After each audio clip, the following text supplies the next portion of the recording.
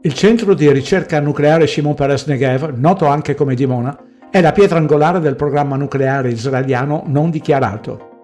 La costruzione iniziò in segreto nel 1958 con l'aiuto della Francia, che contribuì alla realizzazione di un reattore ad acqua pesante da 24 MW nell'ambito di un programma clandestino di armamenti che si ritiene sia stato completato nel 1965 con la produzione del primo ordigno nucleare funzionante prima del giugno 1967. Quando i funzionari statunitensi chiesero informazioni sul sito, i rappresentanti israeliani lo descrissero come un impianto tessile, un centro di ricerca metallurgica e una stazione di pompaggio. Quando nel 1965 agli ispettori americani fu finalmente concesso un accesso limitato, gli ingegneri israeliani installarono pareti divisorie temporanee e bloccarono fisicamente intere sezioni del complesso sotterraneo. Gli ispettori riferirono a Washington che le loro visite erano state inutili e le ispezioni cessarono nel 1969. Prove fotografiche trapelate nel 1986 dal tecnico israeliano Mordechai Vanunu, da cui gli esperti stimarono un arsenale di 100-200 ordigni nucleari, confermarono che Israele aveva sviluppato la capacità di costruire bombe termonucleari. Dopo aver divulgato queste informazioni, Vanunu fu rapito dal Mossad e condannato a 18 anni di prigione. La politica israeliana di Amimut, termine ebraico che significa ambiguità, combina tre elementi: la rigorosa segretezza dell'esistenza del programma, l'estensione dei test e la diffusione controllata di prove per consentire ad Israele di mantenere la propria capacità di minaccia senza mai ammetterla ufficialmente. La velata minaccia ripetuta dai successivi primi ministri israeliani è stata: Israele non sarà il primo paese ad introdurre armi nucleari in Medio Oriente. Nel novembre del 1968 l'ambasciatore israeliano informò formalmente il Dipartimento di Stato americano che, secondo la definizione di Israele, introdurre armi significava testarle, schierarle o renderle pubbliche e che il semplice possesso di armi non costituiva introduzione.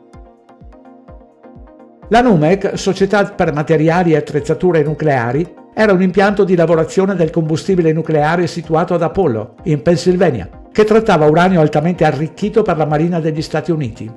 Fu fondata in parte dal chimico Zalman Shapiro, che fu anche presidente della sezione Pittsburgh della Zionist Organization of America.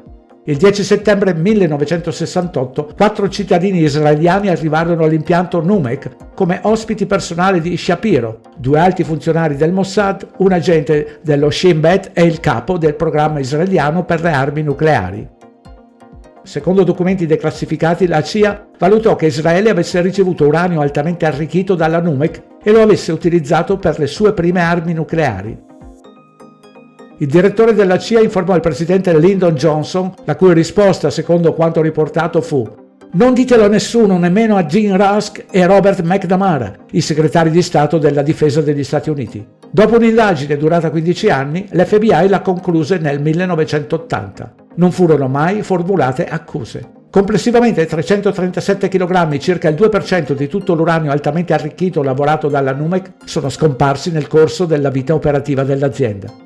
Al di là della sua politica di ambiguità, ciò che rende la postura nucleare di Israele particolarmente allarmante è l'opzione Samson, una strategia di rappresaglia di ultima istanza da attuare nel caso in cui Israele si trovasse ad affrontare una sconfitta esistenziale.